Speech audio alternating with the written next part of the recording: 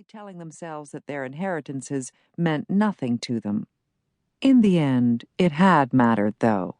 Their roots and the inheritances their parents had lost their lives preserving. So much bloodshed, Ryan said. If the barons were behind this, we would have found evidence linking it to them by now.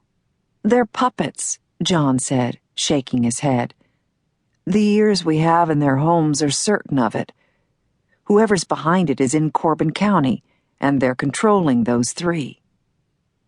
Ryan sat up straighter in his chair, tapped his fingers on the surface of the dark walnut desk, and pursed his lips thoughtfully. Make a list, he ordered. Give me suspects. I'll contact the Bureau and tell them we're a go. And make damn sure if O'Brien's boss finds out she's there, that she's not moved.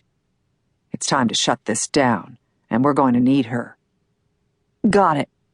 John nodded quickly, moving to the bank of computers and pulling up the required information. The team's in place and ready. You've planned well, boss. We'll find whoever's behind this now. All they had needed was the right time and the right offer, and here it was. He'd make sure that everyone involved burned because he had a debt to repay.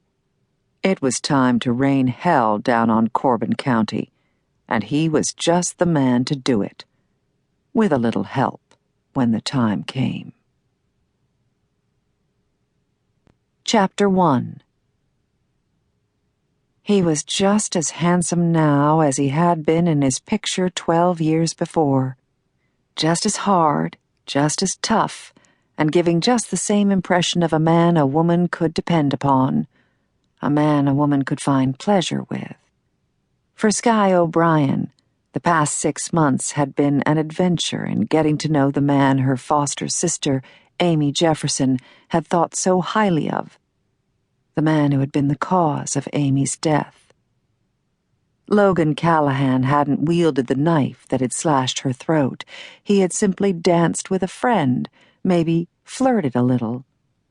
The sweet rock slasher had taken care of the rest when he had raped, tortured, and murdered the laughing, caring young woman Skye had called sister.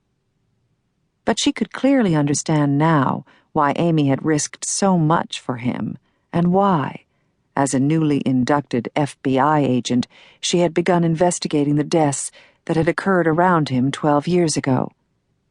She had died before she could ever report what she had learned.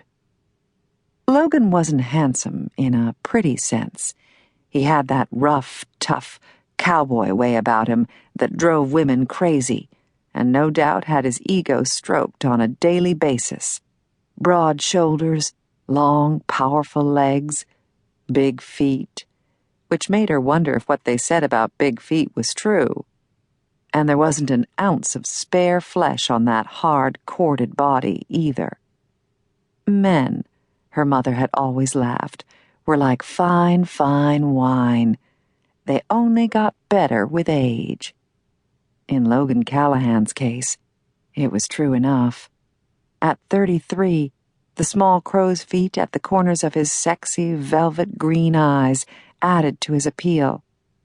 The few fine lines at his forehead and at the corners of his lips spoke of a man who hadn't had an easy life, though she knew he'd made the most of the life he'd been given. The gleam in those unusual eyes as he watched the women who stopped to chat, to smile, to entice, assured each and every one of them if he was of a mind to take them to his bed, then it would be an experience they would never forget. They might not survive long afterwards, but while they were breathing, they would never forget it. No doubt, that knowledge was the reason he rebuffed each overture and flirtatious suggestion he'd dance with them. After all, what man wanted to suffer the knowledge that his lovers would die simply because they were his lovers?